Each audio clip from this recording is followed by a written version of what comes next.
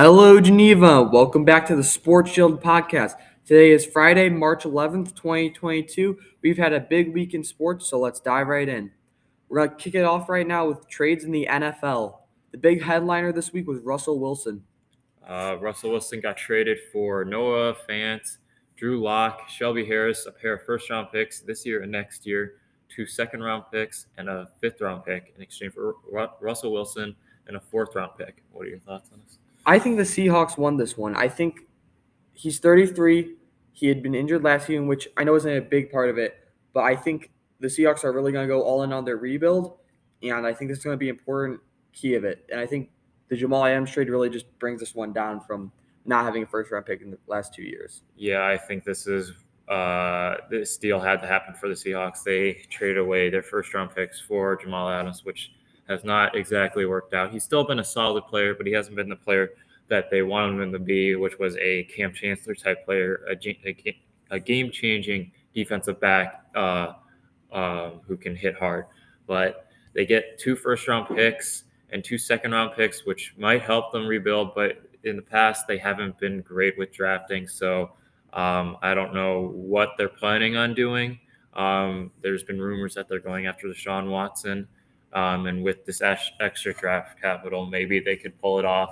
But I don't see how the Broncos did not win this trade.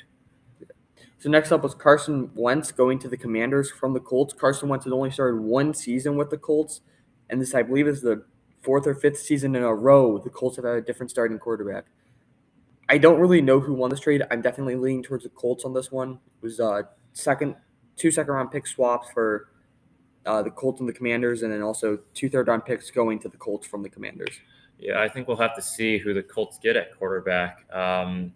It's been rumored that they're going to trade for Jimmy G, which I think would be a good fit with that offensive line and good running game. Jimmy G doesn't have to do a lot with that offense.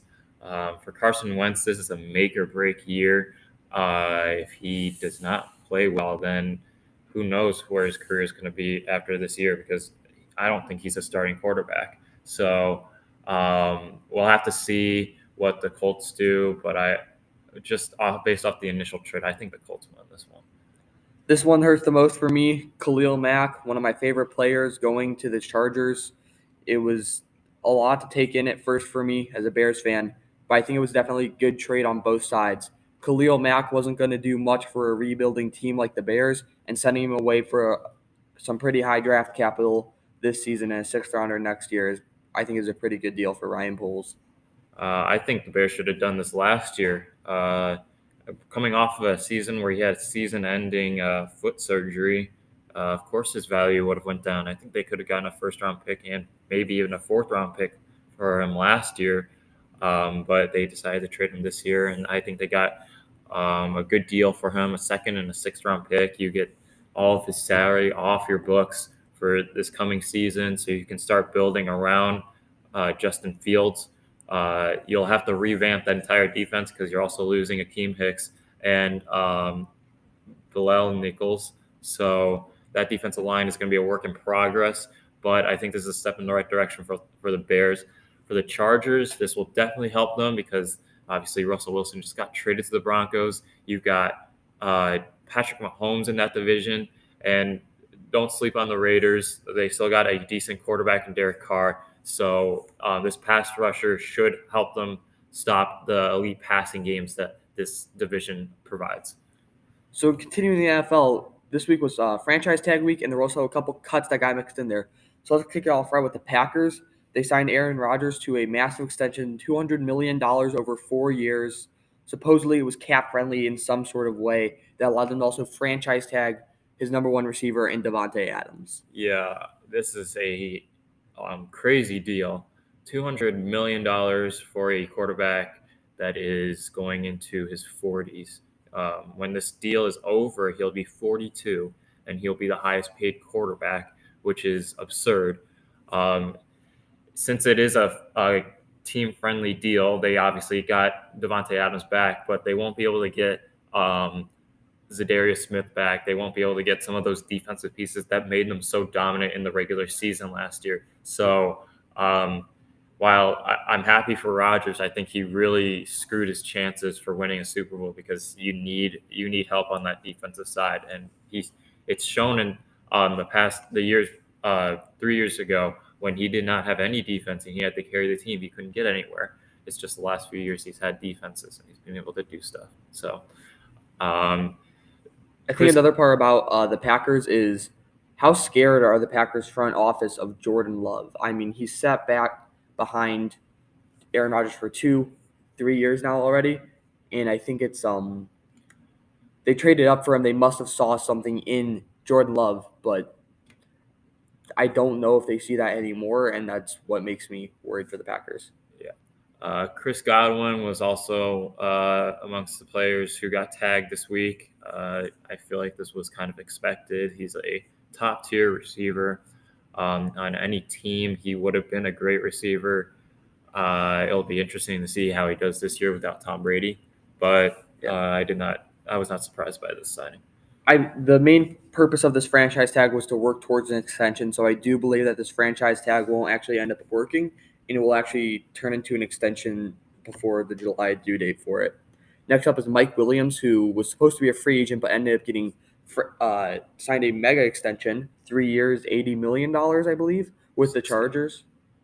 3 year, $60 million deal, which is ridiculous. You're paying $20 million a year for a receiver that finally had his breakout year last year. So I feel like this is a classic.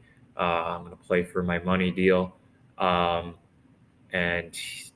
we'll see. I'm not saying he will be a bad receiver, but basing your contract off of one season is kind of scary, especially for a team that has so much talent, and you're going to have to pay Justin Herbert in a couple of years. So, amongst players that may be getting cut or have already gotten cut, Bobby Wagner of the Seattle Seahawks got cut, which obviously is contributing to their rebuild. He's still a top tier linebacker, in my opinion. There's not many in this game who play the game the way he does. So he'll be a player that people are seeking after the entire offseason. And I think he'll fit perfectly on a Super Bowl contender, maybe even the Rams. Yeah, I think the Bobby Wagner getting cut was a big deal. I think he probably could have gotten traded for something, so there must be something else that we don't exactly know about, is what I would assume. But Bobby Wagner is definitely going to go to a Super Bowl caliber team and instantly make huge improvements to that defense.